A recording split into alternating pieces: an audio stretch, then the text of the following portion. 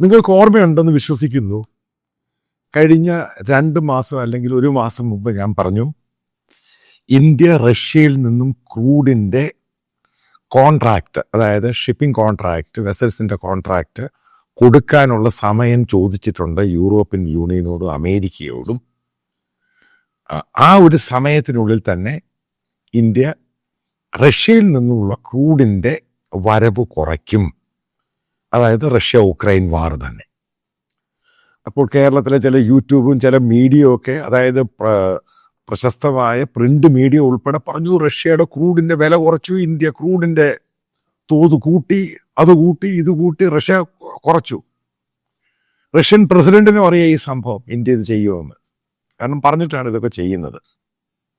അതായത് Hindu news paper, അതിൻ്റെ business ലൈനിലും economic news പേപ്പറിൽ, ഹിന്ദു ന്യൂസ് പേപ്പറിൽ വന്നിരിക്കുന്ന റിപ്പോർട്ടാണ്. KPLR എന്ന് പറഞ്ഞ ഒരു ഓഡിറ്റ്, അതായത് റിസർച്ച് ചെയ്യുന്ന ഈ ക്രൂഡിൻ്റെ മൂവ്മെൻറ്റ് റിസർച്ച് ചെയ്യുന്ന, ഡാറ്റ റിസർച്ച് ചെയ്യുന്ന ഒരു ഓർഗനൈസേഷനാണ്, ഗ്ലോബലി റെക്കഗ്നൈസ്ഡ് ആണ്. അവർ പറഞ്ഞു കഴിഞ്ഞ 3 മാസമായിട്ട്, അതായത് ജൂലൈ കഴിഞ്ഞ ശേഷം ഓഗസ്റ്റ്, സെപ്റ്റംബർ, ഒക്ടോബർ, 45% ക്രൂഡിൻ്റെ വരവ്, അതായത് ഈ പ്രത്യേകിച്ച് Indian public sector undertaking, Indian ഓയിലും ഭാരത് പെട്രോളിയം, ഹിന്ദുസ്ഥാൻ പെട്രോളിയം, അവർ റഷ്യൻ ക്രൂഡിൻ്റെ എണ്ണം മാസീവ്ലി ഡിക്ലൈൻ ചെയ്തു. ഇതേ ഞാൻ പറഞ്ഞു ചെയ്യും. കാരണം റഷ്യയുമായിട്ട് ഇന്ത്യക്ക് ഈ പറയുന്ന പോലെ വലിയ ട്രേഡൊന്നുമില്ല. അവൻ ഈ വെപ്പൺസ് വിൽക്കുന്ന കാര്യം മാത്രമേ ഉള്ളൂ. കാരണം യൂറോപ്യൻ യൂണിയൻ പോലും ഇന്ത്യ എടുത്ത് വന്ന് ട്രേഡ് ഇപ്പോൾ ചെയ്യുന്നതിൻ്റെ 2 ഇരട്ടിയാക്കാമെന്ന് പറഞ്ഞിട്ടുണ്ട്. അമേരിക്കയും പറഞ്ഞിട്ടുണ്ട് ട്രേഡ് മാറ്റാൻ. ഈ പറയുന്ന ട്രേഡിൻ്റെ ഈ സംഭവം, പ്യൂണിറ്റീവ് ടാരിഫും ഈ സാധനം മാറ്റണം, അവരുടെ കൂടെ നിൽക്കണം.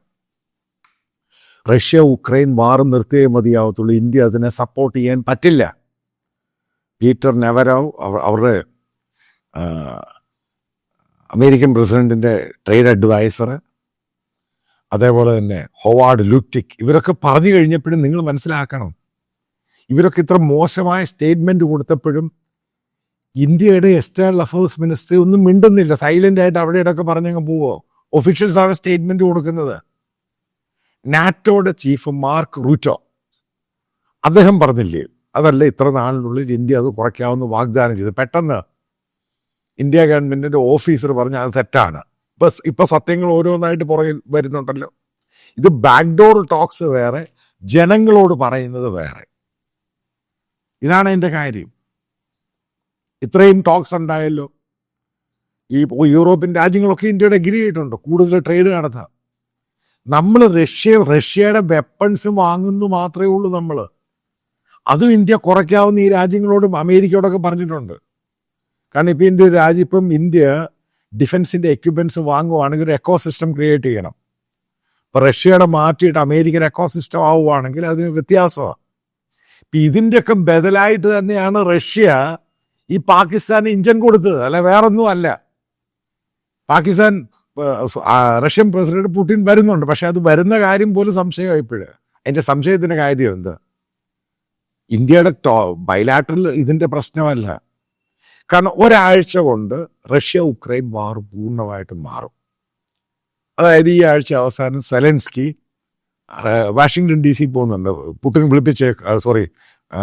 ട്രംപ് വിളിപ്പിച്ചിരിക്കുകയാണ്. അതായത് ടോം ഹോക്സ് മിസൈൽ കൊടുക്കുന്ന കാര്യം.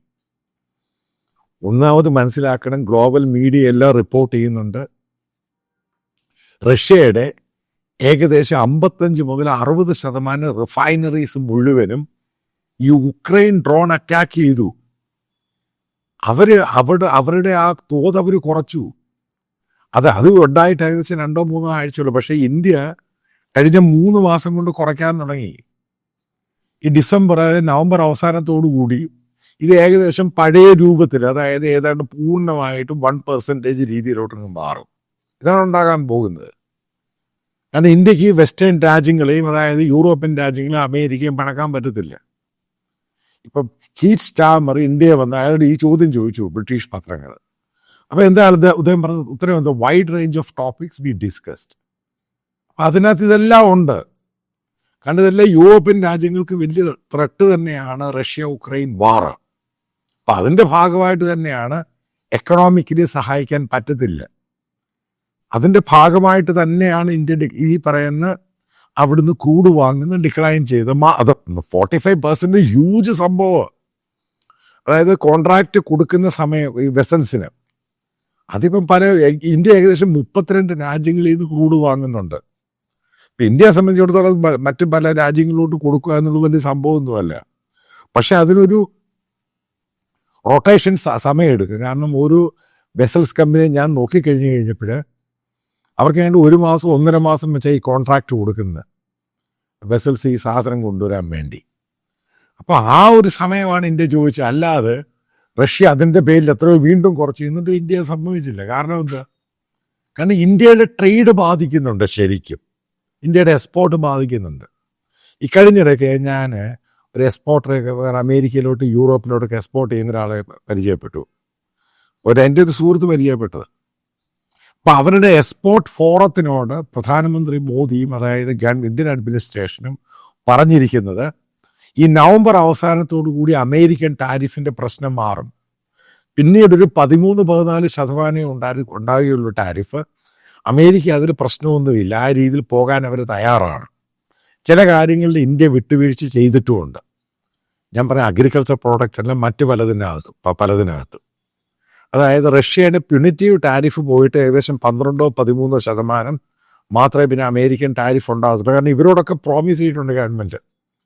അതായത് ചെറിയൊരു റിലീഫ് അവർക്ക് കൊടുത്തിട്ടുണ്ട്, പണം കൊടുത്തിട്ടുണ്ട് എംപ്ലോയീസിനെയൊക്കെ നിർത്താൻ വേണ്ടി. കാരണം അല്ലാതെ വല്ലാതൊരു ഷാറ്റർ ചെയ്തു പോകും. അപ്പം അതിൻ്റെ ഭാഗമായിട്ടാണ് ഞാനിത് പറയുന്നത്. കാരണം നവംബർ കഴിയുന്നതോടുകൂടി ഇന്ത്യ ഈ പറയുന്ന അവിടെ നിന്നുള്ള ഇമ്പോർട്ട് ഏകദേശം 1%-2% നേരത്തെ ഉണ്ടായിരുന്ന ആ പരിധിയിലോട്ട് പോകും. നിങ്ങൾ മനസ്സിലാക്കേണ്ട, ചൈന ഇത് നേരത്തെ റഷ്യയുടെ നിന്ന് വാങ്ങുന്ന, അതുകൊണ്ട് അവർക്ക് അതിനകത്ത് വലിയ പ്രശ്നം ഉണ്ടാകാൻ സാധ്യതയില്ല. കാരണം തുർക്കിയും വാങ്ങുന്ന.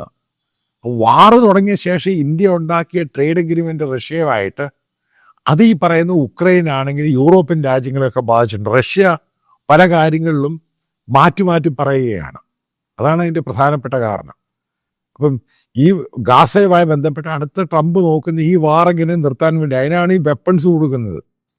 അതായത് ലോങ് റേഞ്ച് വെപ്പൺസ് കൊടുത്തിട്ട്. കാരണം ഒന്നാമത് ഓയിൽ റിഫൈനറി അടിയിട്ടി കഴിഞ്ഞപ്പോൾ റഷ്യയുടെ ഷ്രിങ്കേജ് ആകാൻ തുടങ്ങി പെട്ടെന്ന്. കാരണം 3-4 ആഴ്ച കൊണ്ടാണ് ഏകദേശം 60% റഷ്യയുടെ ഓയിൽ റിഫൈനറിയെ കയറി അറ്റാക്ക് ചെയ്തിരിക്കുന്നത്. അത് റിപ്പയറൊക്കെ ചെയ്യുന്നുണ്ട്, പക്ഷെ അത് അതിന് സമയമെടുക്കും. പിന്നെ ലോങ് റേഞ്ച് മിസൈൽ വെച്ച് മറ്റുള്ള അറ്റാക്കും കൂടെ ചെയ്ത് കഴിഞ്ഞാൽ റഷ്യ ഓൺ ദ ടേബിൾ വന്ന് ഡിസ്കഷൻ ചെയ്യുമെന്നാണ് അമേരിക്കയുടെ യൂറോപ്പിൻ്റെ ധാരണ. ഈ യൂറോപ്യൻ രാജ്യങ്ങളെല്ലാം ഗാസയുമായി ബന്ധപ്പെട്ട് അവിടെ പോയല്ലോ. നിങ്ങളുടെ ധാരണ ഇതൊക്കെ പാലസ്തീന് വേണ്ടി പോയതല്ല. അമേരിക്കൻ പ്രസിഡന്റിനെ സൂചിപ്പിക്കാൻ റഷ്യ ഉക്രൈൻ വാർ നിർത്തണം, അതാണ് അവരുടെ അജണ്ട. അവർക്കല്ലാതെ പാലസ്തീന് ഈ ഗാസയൊന്നും അവരുടെ അജണ്ടയെ അല്ല. അവർക്ക് ഏറ്റവും പ്രധാനപ്പെട്ട അജണ്ട എന്ന് പറയുന്നത് അവരുടെ എക്കോണമിയെയും ആ രാജ്യത്തിൻ്റെ സുരക്ഷിതത്വം സെക്യൂരിറ്റിയും ഒക്കെ ബാധിക്കുന്നതാണ് റഷ്യ ഉക്രൈൻ വാർ. അതെത്രയും വേഗം അതിൻ്റെ സൊല്യൂഷൻ ഉണ്ടാക്കണം. അതിൻ്റെ ഭാഗമായിട്ട് തന്നെയാണ് യൂറോപ്യൻ യൂണിയൻ ലീഡേഴ്സും ബ്രിട്ടീഷ് പ്രൈം മിനിസ്റ്ററും മറ്റുള്ളവരെല്ലാം ഇന്ത്യയുടെ മുകളിൽ പ്രഷർ ചെയ്യുന്നത്, അമേരിക്ക ഉൾപ്പെടെ. കാരണം ഇന്ത്യ വാങ്ങാതിരിക്കുകയാണെങ്കിൽ ഈ പറയുന്ന റഷ്യ കുറച്ചും കൂടെ അങ്ങ് താങ്ങും, കുറച്ചും കൂടെ അങ്ങ് താഴോട്ട് പോകും. പിന്നെ റഷ്യക്ക് പൂർണ്ണമായിട്ട് സപ്പോർട്ട് കിട്ടുന്നത് ചൈനയുടെ ഉള്ളൂ. അതിനൊരു പരിമിതി വരെയുണ്ട്. കാരണം ചൈനയെ പല രീതിയിൽ ഈ അമേരിക്കയ്ക്ക് യൂറോപ്യൻ രാജ്യങ്ങൾക്ക് മെയിൻറ്റെയിൻ ചെയ്യാൻ പറ്റും. കാരണം ട്രേഡ് തന്നെ. കാരണം ചൈനയുമായിട്ടുള്ള ട്രേഡിന് ഈ രാജ്യങ്ങൾക്ക് കൂടുതൽ പ്രഷർ ചെയ്ത് റഷ്യയെ മെരുക്കാൻ പറ്റും. ചൈനയെ മെരുക്കിയിട്ട് റഷ്യ അത് ഒരു രീതിയിൽ കൊണ്ടുവരാൻ സാധിക്കും. ഇതൊക്കെയാണ് ഇവിടുത്തെ ഇഷ്യൂ. അപ്പം ഞാൻ ആ പറഞ്ഞതുപോലെ തന്നെ സംഭവിച്ചു.